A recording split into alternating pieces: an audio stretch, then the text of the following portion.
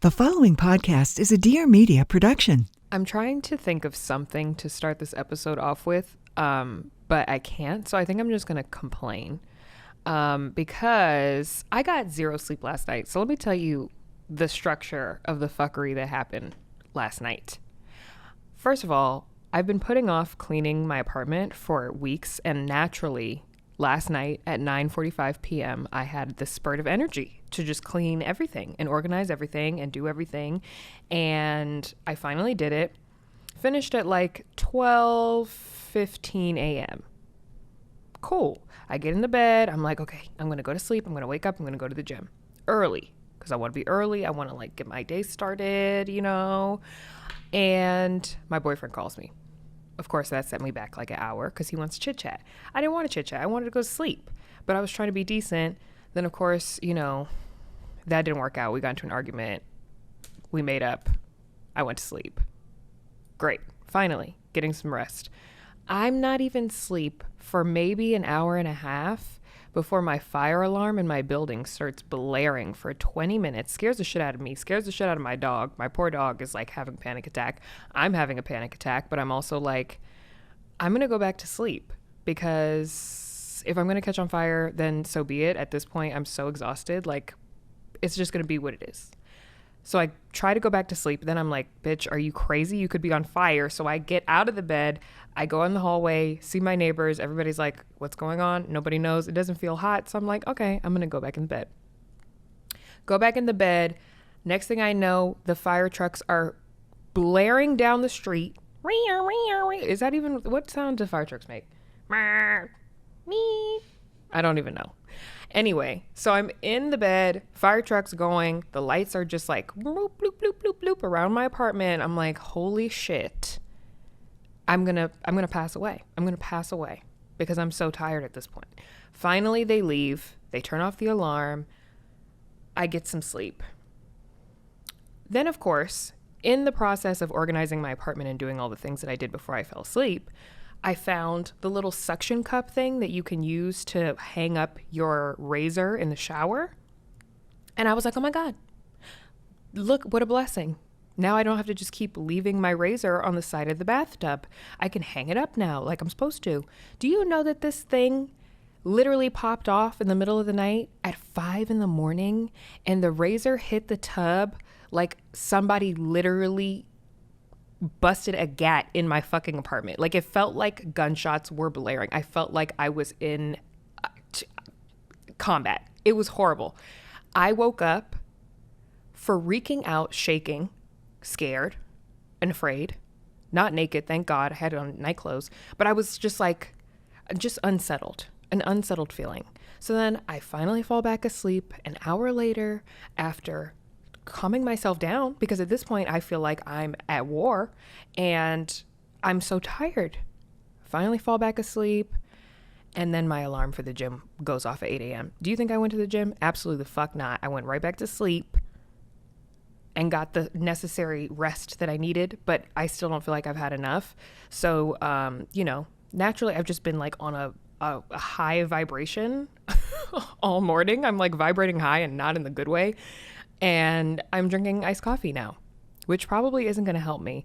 And that has nothing to do with why we're here today. I just had to get that off my chest because this is, you know, the environment that we are creating here is one of honesty and candor. And if you can't handle me at my worst, then you don't deserve me at my best. I am not my best today. So I'm just going to put that out into the universe and let everybody know. I'm a bit just tired. I feel like everyone is just so tired lately, and there's no amount of rest that can kind of quench that thirst for eternal sleep. I don't know. Can you relate? Because I just feel tired, like big tired. And truthfully, I'm honestly excited about the possibility of a lockdown. Don't tell anybody else. I just would really love to just take a nap and watch some TV. That's all I want to do. I don't want to do no work. Except for talk to y'all, of course. But that doesn't feel like work. That feels like, you know, me sitting here complaining about my sleep schedule for like 20 minutes. Anyways, now that I've gotten that off my chest, I feel so much lighter. I feel like I could fly. And the real reason why we are here today is because we are finally doing an Ask Kamie episode. This was my assistant Danny's idea. She's here in the studio every week. And, you know, it's just an opportunity. We get so many messages from people, and I get so many messages even in my own DMs, but now on the relationship accounts from people asking just general relationship advice questions.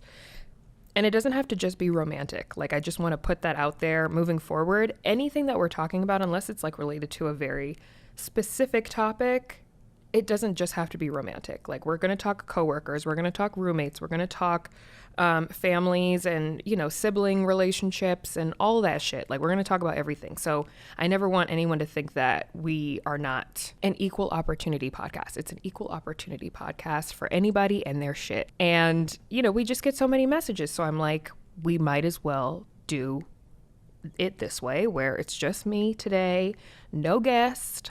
I'm riding solo like Jason Derulo, and you guys have sent me a bunch of questions, so I'm going to answer them. And I'm not going to keep talking about myself, because that's not why we're here. I'm here for you, okay? But if you want to pray for me, I would definitely appreciate that, because I'm just tired. Okay, let's start off with, I'm just like going to go right into it. I have some written messages, but then I also have some voicemails. So let's start off with a written message that I think is pretty straightforward. Okay. Fran asks, is it normal to check your significant other's phone? All my friends do it, but I'm dead ass scared I'll find something. Let me tell you something, Fran. You will find something. If you go looking, you will find it. And sometimes it's not even like something really bad that the significant other is doing. Sometimes it's like you putting things together in your own head and spiraling out of control about things that don't actually exist, because when you find one thing, you think that you found it all. I remember the first and only time that I ever went through a boyfriend's phone. It was my ex-boyfriend, or one of my ex-boyfriends. Y'all don't know which one. Don't matter. Anyway, one of my ex-boyfriends, we were at the gas station. Child, I was down bad, obviously. I don't know why the fuck I was going through this man's phone. I had no reason to go through his phone. But I was like, oh, this is what girls do. We go through the phone. So I'm going to go through the phone. He gets out to like pump the gas, and I pick up his phone and I look in his phone and I see a message from someone. I think her name was like Egypt or something. I don't even know. It was like something like that. And I think the message said something like, yeah, I'm going to give it to you when I get home, or something like that. And I was like, my mind started going insane. I was like, what is she going to give him? What is she going to give him when she gets home? Her ass? What is she going to give him? Egypt? Who is Egypt? Is she a stripper? Did he meet her at the strip club? Like, what? It was so deranged and unhinged of me. And literally, I think she was like a girl that was in one of his classes that owed him money for like a school project. It was so harmless and so stupid that when he got in the car, I legit started an argument about it, and I had no base, no grounds to stand on. It was stupid. So I don't know. I feel like I don't want anybody going through my phone. So therefore, I'm going to reciprocate that energy and not go through my man's phone. Like, I just think that there should be boundaries. I know that like a lot of people are like, you know, if we're in a relationship, I should be able to go through the phone. I should have the passwords. Like, if they don't have anything to hide, okay. Like, if they don't have anything to hide, then why the fuck are you going through the phone in the first place? Like, maybe we need to actually think about what is making you want to go through the phone. Maybe there's a deeper thing there. Maybe you don't trust them. Maybe there's something that you're doing that you're projecting onto them. Like, you know, but like I said, if you go through it, you will find something, because we always do. And in our minds, we always let our minds kind of like run away with a small idea, and it really just makes you look stupid, at least in my experience. But then there are times like when your intuition tells you look through the phone and you find exactly what you needed to see. But then when you do find that information, what the fuck are you going to do about it? Are you going to break up with this person? Like, if you find out that they're cheating on you, are you going to actually make a move on that? Or are you going to just start an argument and then stay with them for 5 more years and then complain? Like, we got to think this through. So I think it just, it's situational, but it's also like, what are you going to do when you find what you came to find? Because you will find it. But is it normal to check their phone? I'm not gonna normalize that, because I don't want anybody going through my shit. Just because, like, there's just certain shit. Like, it's not even like you're out here talking to people. But if I'm having private conversations with my girls about my man, you think I want him to read that? No. Like, where's the boundaries? It's like, do I want somebody walking in on my therapy session and sitting in on it? No. That's my private shit. So, that's just my take. It could be hot. It could be lukewarm. Could be cold. I don't care. I say don't go through the phone unless you don't mind them going through your phone. And then if you're both going through each other's phones, that's kind of like toxic. So don't go through the phone. It's not normal and it's not cute. Hi, Kamie. This is Courtney, Simply Core on Instagram. I had a question as it related to my previous relationship. We recently broke up about 2 weeks ago, and it was due to the fact that, and I explained it to him, that I felt like he wasn't present in my life like how I was with him. I felt like he lacked prioritizing me, being more attentive to me, and overall slightly taking me for granted. So that was the reason why that we broke up. Still hurt by the situation, but I guess my question is, what can I do to move on from this relationship? And 2, it is hard for me to move on because I still love him. We were together for 1.5 years. And if he would change and make me a priority and be more attentive to me, I would take him back. So I guess my overall question is, how should I moving forward, should I handle this situation? Thanks again. Bye-bye. So here's the thing. I think, of course, you're still in love with this person. Of course, you still care about them. It's only been a few weeks. But I think that a lot of times in relationships, people get comfortable. And sometimes it takes missing you to really understand what they had. And sometimes people have to feel your absence to be able to feel your importance in their lives. If you want to leave that possibility of getting back together open, I think that there is a way to kind of play a little game. And this is going to sound a little toxic, but it works. I think you got to kind of like lay off, lay low, lay back, like act like you don't care and see how quickly he comes back to you. It happens every single time. Like, I think that, sometimes people get comfortable and that's okay, but it's not okay for you to feel like you don't have the support that you need. I've been there before too, and I totally get it, but you have to be fair to yourself too. And that's not fair to you. So I would just back, like sit all the way the fuck back and relax. Do not trip over anything that this person is doing, nothing that they're saying, nothing that they're like, nothing. Just sit back and watch him come to you. One thing about men in particular, and I hate having these like binary ass conversations, but it's the truth. They are like hunters by nature. Like they have to go out and like hunt. They have to, like, the conquest is like their one thing that they have in this world that they cannot stop. They're constantly in like quest of something. And, once they get it, it's just kind of like, oh, okay, great. Yay, now I have it. And then after a while, it seems like a lot of them, not everybody, but a lot of them kind of lose sight of what they have. And honestly, it's a general human thing. Sometimes we all get comfortable and like we have to take accountability. But I think that when people have the opportunity to miss you, then they can really see what it is that they're missing out on. And you know what? If you back and he's like, actually, I think I'm better off without you, then that was going to happen anyway. Like, that's the harsh reality. It wasn't going to work out anyway.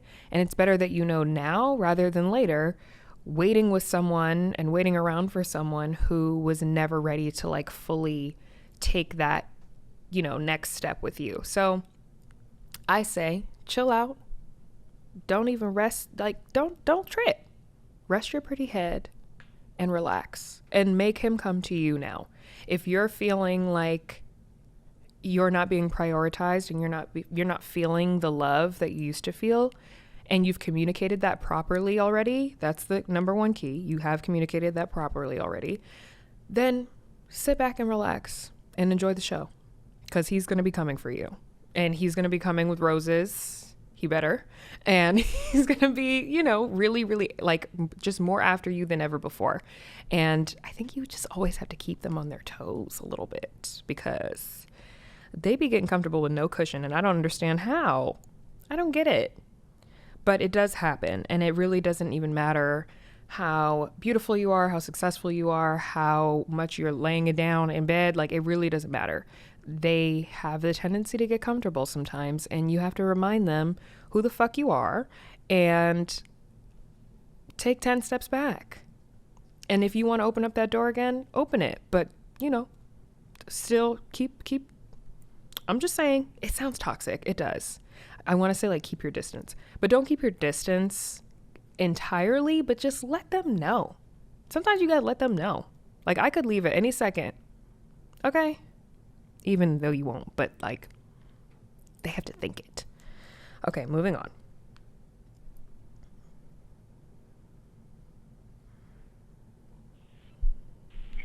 I do not think 3 minutes is enough, but let me try to summarize it up really quickly before the lady on the machine cuts me off again. But there's 2 guys, my boyfriend and my ex-boyfriend.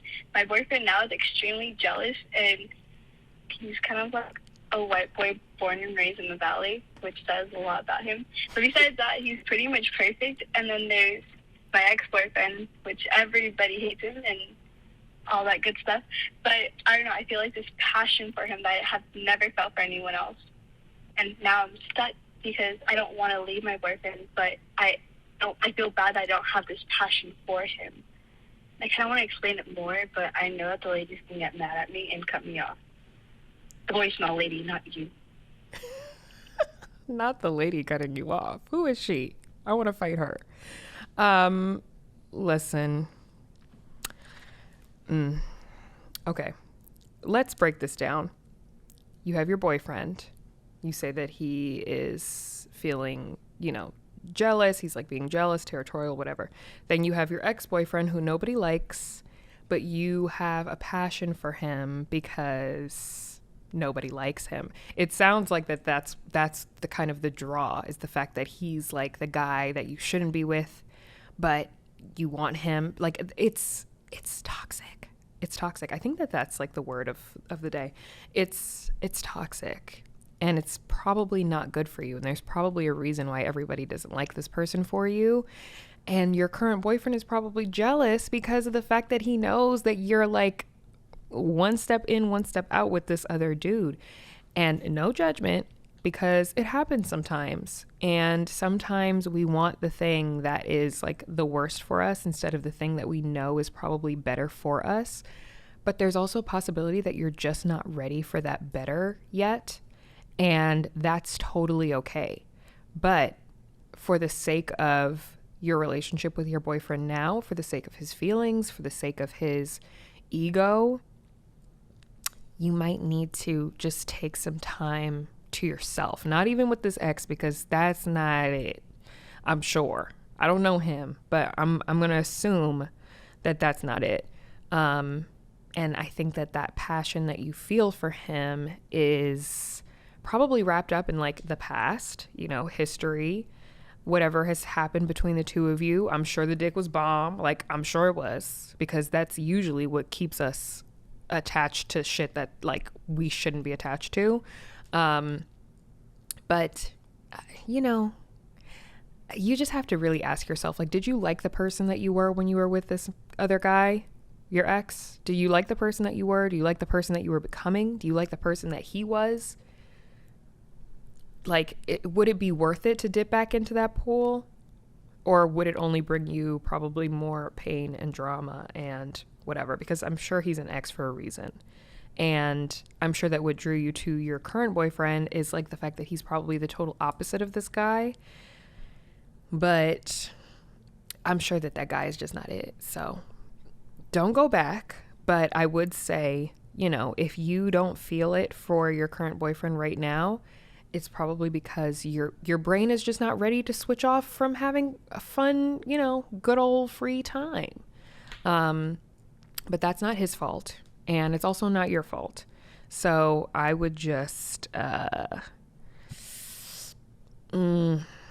don't know. But if you do want to stay with your current boyfriend, you got to stop talking to the ex. Like, that's got to go. Because that feeling is very dangerous. And you're going to slip up. You're going to slip up because you're only human. And some shit's going to go down. And that's also not fair to anyone in the situation. So I don't even know if that's advice. I think it is. But I don't know if you're going to take it. Give me a follow-up. Let me know if you take the advice. But if you break up with your boyfriend and fuck the ex, you on your own. I can't help you.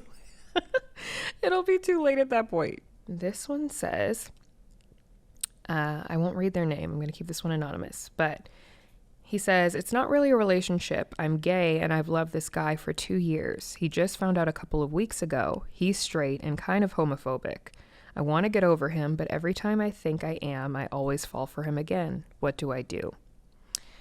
This is a very layered situation. Are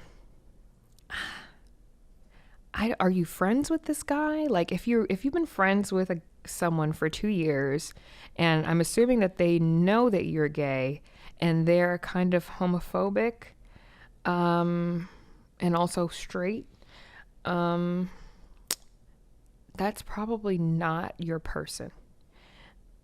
For multiple reasons. If you've been friends, and they're saying homophobic things to you, that doesn't really sound like a friend to me at all. But if it's just a guy that, like, you know, or you go to school with, or like your coworker or something like that, regardless of the situation, if they're not gay, there's really nothing that you can do except for move on to somebody who's actually going to love you for you. But like, chasing these straight men is not it, trust me, because I'm a straight woman who dates straight men. It's not it. They're not it. Let that one go. For your own sake, let that one go. You'll find somebody else, and you'll meet somebody else, and they'll be all for you and won't make you feel badly about who you are. Like, fuck that. I'm sorry. That's like, what is there to love? I think that the idea and like the chase is probably fun, but if they're not even reciprocating, is it really that fun? I don't know. I feel like I'm ending everything with I don't know, because I don't want y'all to come back and say like, she told me blah, blah, blah. No, I did not. If you want to move on from this guy, I think you just have to get out there. Like, you're going to have to, you know, start putting yourself out there to meet new people. You know, it doesn't really sound like hanging out with this particular guy is probably what's best for you, just because, like you say, that he's homophobic. I don't know about you. I don't like that kind of energy in my midst. Like, it's like me being in love with a white guy who's racist. Like, what is that? How is that going to serve me well at all, ever? It's not. So I would just start putting yourself out there. Like, I don't know how old you are, but there's plenty of communities for you to be a part of, and plenty of spaces for you to try out and, you know, explore. There's gay bars, there's, you know, clubs, there's all kinds of things that you can get involved in, where you can meet people who have the same values as you, have, you know, similar morals to you, have similar, just like not ignorant thoughts like you, and just think openly and authentically and genuinely like you do. So I would involve myself in more situations like that. As far as getting over him, I mean, it sounds like you have a crush on him. Like you've had a crush on him. Well, you said you've loved him for 2 years, but what do you really love about him that serves you well? Like, I think it's time to start making some lists, because if he's funny and he's caring and he's like cool and he's cute, you could find that with a ton of different men who actually are into you. But if it's not something that he does for you, to you, that makes you feel good and makes you feel loved, it sounds like it's kind of like you giving love down a one-way street and not getting anything back. So I think you just need to be in spaces where you are feeling celebrated. It doesn't sound like it's with this guy. But I think, I don't know, getting over him is going to be work, because you've been in love with him for 2 years, and I get that. But you're just going to have to put yourself out there to meet somebody else so that you can even feel what it's like to be into other people other than this guy, because he's not the one. He's not the one. God forbid he comes out in like the next 2 years, and then you're going to be like, this bitch lied to me. She doesn't know what she's talking about. I should have waited. No, you don't need to wait on anybody. Okay. They can come to you when they're ready. So that's that on that. Okay. The next one. What do you do when he hasn't told his family after 1 year you've been together, but he's met your whole family? Sis, listen. If he hasn't told his family about you and it has been a year and your family knows about him and it's been a year, it probably means that he either hates his family. I will give him that. Maybe he hates his family. Maybe he doesn't talk to his family, but it sounds like he does, for him to have had the option to tell them about you. Or he's probably like not that serious about it. And I don't even want to be that blunt and honest with you, but like I have to, because you're here. A year is a long ass fucking time.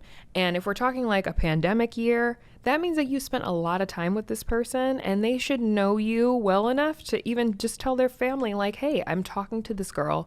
She's really cool. I'm seeing where things go. But if he's never even told them your name, Thanksgiving is around the corner. I don't know where you live, but like the holidays is coming. So what's going to happen for the holidays? You're going to show up to like Christmas dinner and everyone's going to be like, who's this bitch? No. They need to know who you are, and he needs to tell them. But it's also, I feel like, a red flag for how he will be in the future with things. Families are important. And like, if he's close with his family and they don't know about you, that's a serious problem. So I would really have a sit down conversation with him and be like, listen, because I don't even know how you know that his family doesn't know about you. Like, did he tell you that? And if he has, like, you need to have a real ass talk and be like, listen, bro, it's been a year. What's the tea? Like, why haven't you told your mom about me? Why haven't you told your family about me? They should know about you after a year. I'm sorry. 6 months, 7 months, 8 months. I feel like that's a very, very, you know if this person is about something or not. And if you want to bring them around your family, even sooner than that. But like, I'm giving it like pandemic years. Because obviously pandemic years are like living in the Love Island villa. It's like a totally different timeline, time zone. Everything is different. So it feels much longer in pandemic time than it does in like regular ass time.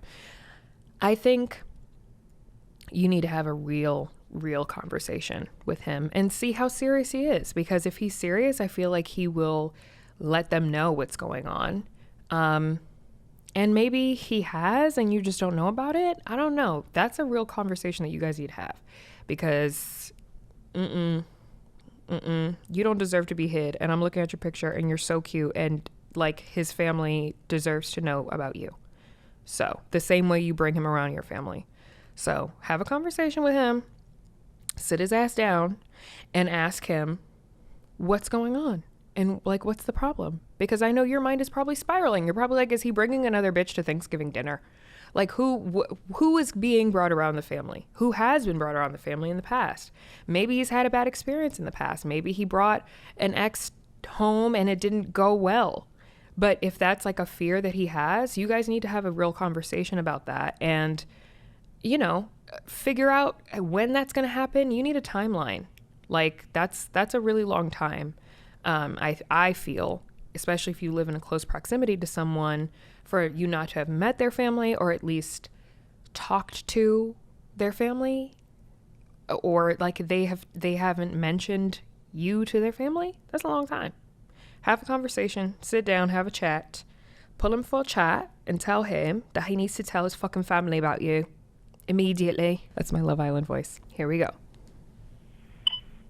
Hi, Kamie. My name is Diana, so I'm going to tell you my story. So, me and my friend, we've been friends since high school. We were best friends. We did everything together. Went to prom together. I did everything together. Fast forward, 4 or 5 years later, we barely talk.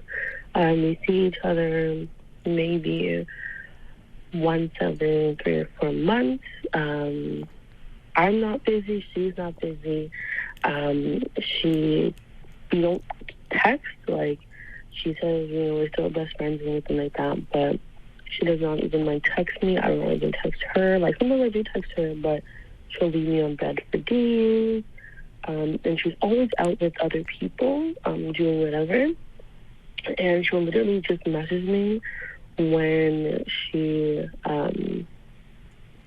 whenever she sees someone that we both know. And then she'll be like, hey, guess who I seen? And I'll be like, who? And then she'll be like, oh, remember the person we went to high school with? And then I'll be like, okay. And then, no conversation. So my question is, should I drop this person? Like, she was my best friend. I don't want to drop her, but I also want to feel kind of wanted. I want to feel like you can message me and have a conversation, or message me to hang out, not when you see someone that we both know. I kind of want my own friendship back, and I'm not getting that, so I feel like I should just end everything. What do you think? Here's the thing. Let me just tell you about myself for a second. I am someone, you guys know I'm a Scorpio. I take my friendships and my personal relationships very seriously. I think part of it, I was actually talking to my sister about this yesterday. I'm the oldest of 6 sisters. So I have 5 younger sisters, and it was always a thing in our house. Like, if we weren't getting along, my mom would be like, if you can't get along with who's in this house, then you don't get to have friends outside of this house. Like, that was the rule. If we were fighting, we didn't get to have play dates. We didn't get to go hang out with our friends. Like, we had to make up in-house first, which taught me a lot of things. And I think one of the most valuable lessons is that I want my friends to feel like family. And because of that, I take my personal relationships very, very seriously. But I'm also a person who requires low maintenance friendships, because when you're family to me, then you're just family to me. We don't have to talk every single day. We don't have to talk every single week. We should be able to pick right back up like nothing ever happened, even if it's our first time talking in months. One of my literal best friends in the entire world lives all the way across the world. She's from Africa. She literally lives in Rwanda, and I only get to talk to her when the time zones match. And we'll send memes back and forth, and sometimes our one conversation could last 3 days about one topic. But because we have that bond, it never feels like when we hang back out in person, it never feels like we've skipped a beat. Even if her life changes or my life changes, that's just kind of the quality of the friendship. And even with my best friends from high school, I have 2 best friends from high school, Fumi and Jessie. Hey, girls. I'm seeing them next week, and I cannot wait. I'm so excited. It's the same thing. When we're together, it's like nothing has ever changed. And I can hear the sadness in your voice and how it's affecting you, because when you've been friends with somebody for so long, it literally feels like a mourning. It feels like a loss. It feels like you're mourning somebody that's still alive and that you can see. And I'm sure it's even more hurtful when you guys are talking and she's not responding, but you can see that she's read it. And then you see her on IG stories and she's hanging out with other people and like living a different life. I think there could be a few things that are going on.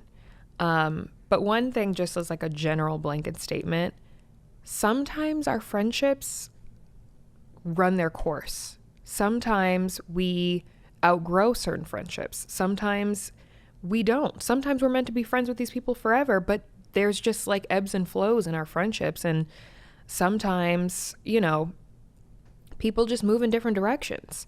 And that's okay too. It's really about like, has the quality of this person changed? The quality of the friendship may have changed a little bit, but has the quality of the person changed? Are they still the person that you knew them to be? Are they still, you know, the caring, funny, like companion that you've always had?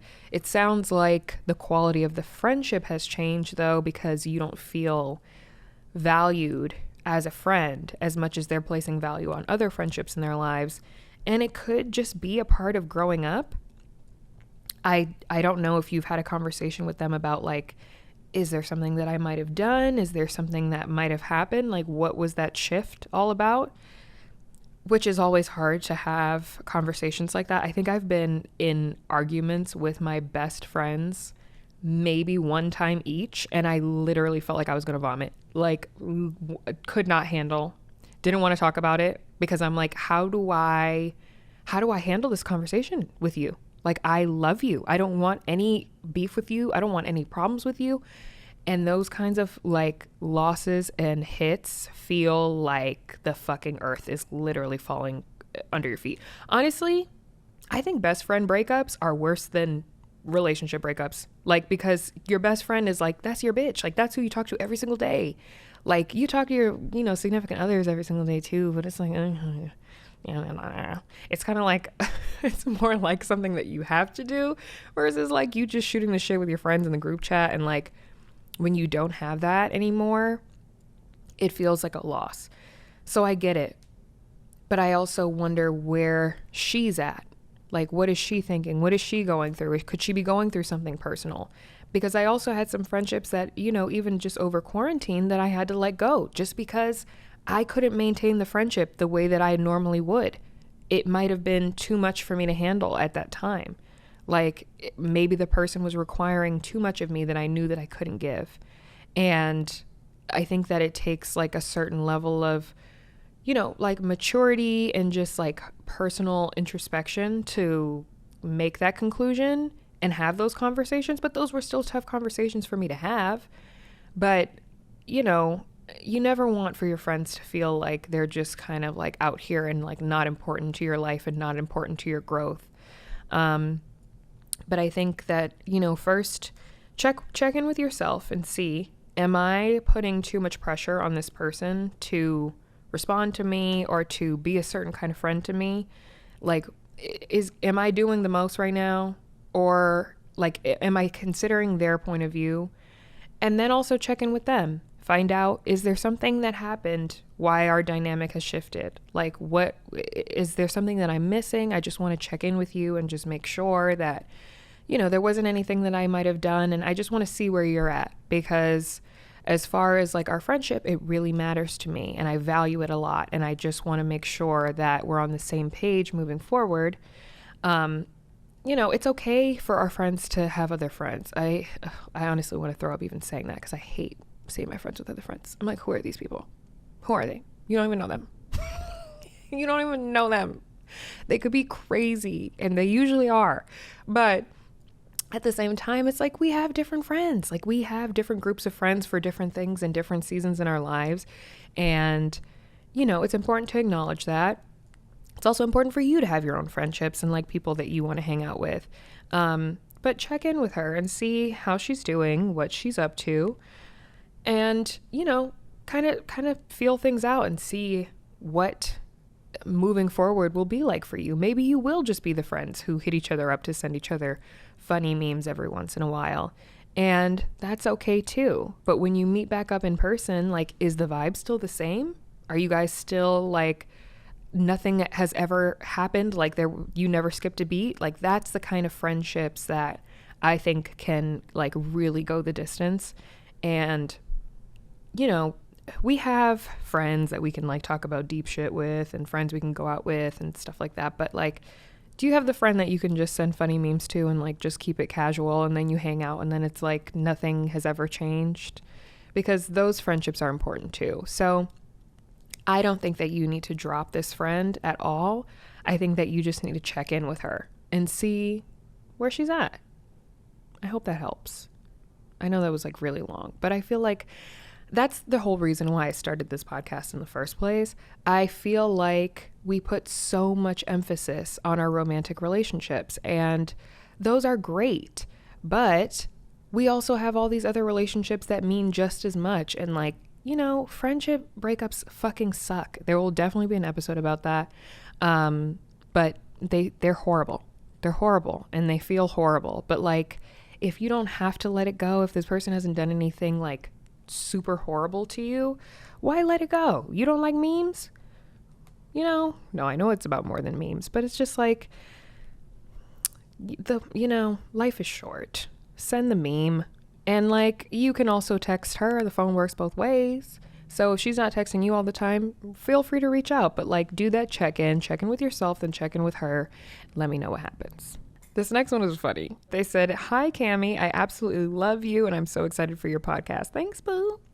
So I need advice from you oh so badly because I've tried messaging friends, posting on social media, and now here I am. Girl, you down bad if you here asking this. I know it's okay. I'm glad you're here. I'm glad you are here. Okay. My boyfriend has a short/medium beard that I absolutely adore so much.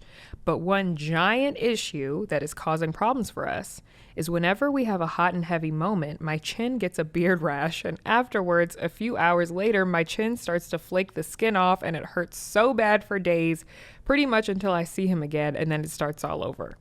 Ooh. I don't know what to do, and my face really can't take much more. Him and I have talked about it, and we both don't want him to shave his beard, but we want to see if I have some options. So far, I've been using moisturizer before and after with little to no help. I do have pretty sensitive skin, so I'm sure that doesn't help either. Thank you, Kamie. I'm so sorry. I'm so sorry, because I'm sure the beard is great in other places. I'm sure. I hope it's happening in other places. But not the rash. Ooh. Ugh. See, that's it's a catch-22 with the beards. I think that they look so great, but like that rash, I know what you mean. There's really nothing you could do. Maybe lather your chin down with Vaseline. I don't know.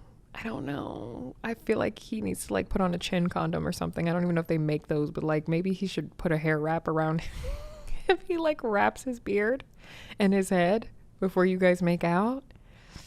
I don't know what to tell you. We've all been there. We have all been there. But you don't want him to shave because then you're going to get the razor burn. That feels just as bad. So, there's nothing you can do. I'm so sorry. There's absolutely nothing that you could do. Other than tell him to wax his chin, which won't be comfortable for him and probably will cause him some skin irritations. There's no winning. All right, one more. Hi. So how would you feel about your partner helping another female move into their new apartment, and on top of that, him staying the night at her house because it's a 14-hour drive? I don't know what to think about it, so just let me know. Thanks. I'm going to tell you exactly what I think about it. He's fucking her. They're fucking. He's fucking her.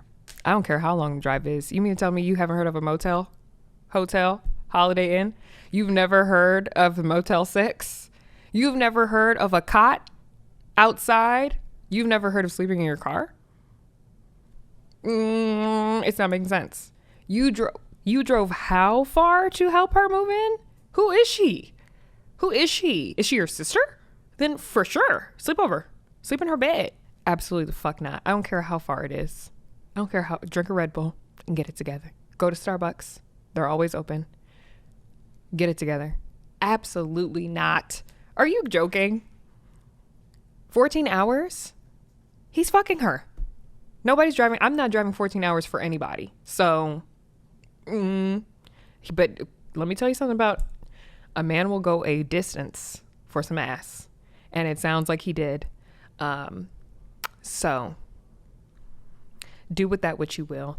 I hope you guys enjoyed this relationship talk Ask Kamie episode. I don't know if I want to call it Ask Kamie, because I feel like so many people on Instagram do like ask me anything or like ask blah blah blah. So I like relationship talk because I feel like, you know, it's just me talking shit, and I'm gonna do that anyway because that's how I am. But you know, I like talking shit with y'all, and I hope that, you know, you guys keep sending in your questions, keep asking for advice, and I'm just going to keep giving it to you because I think that these are great. And honestly, we all have our shit. So there's no judgment at all. I'm just here to give it to you raw and real because that's just how I am. I cannot get over the 14-hour drive. What the fuck? I'm perplexed. I'm baffled. And I hope that he doesn't come back to you. Like, no. Lock the door. That's it. That's a wrap. And it's a wrap for this episode. I'll see you guys next time. Hi, I'm Kamie Crawford, host of the Relationship Podcast. Thank you so much for watching. If you like this video and want to see more videos, click below to subscribe and like this video for more Dear Media content. So shut up and listen.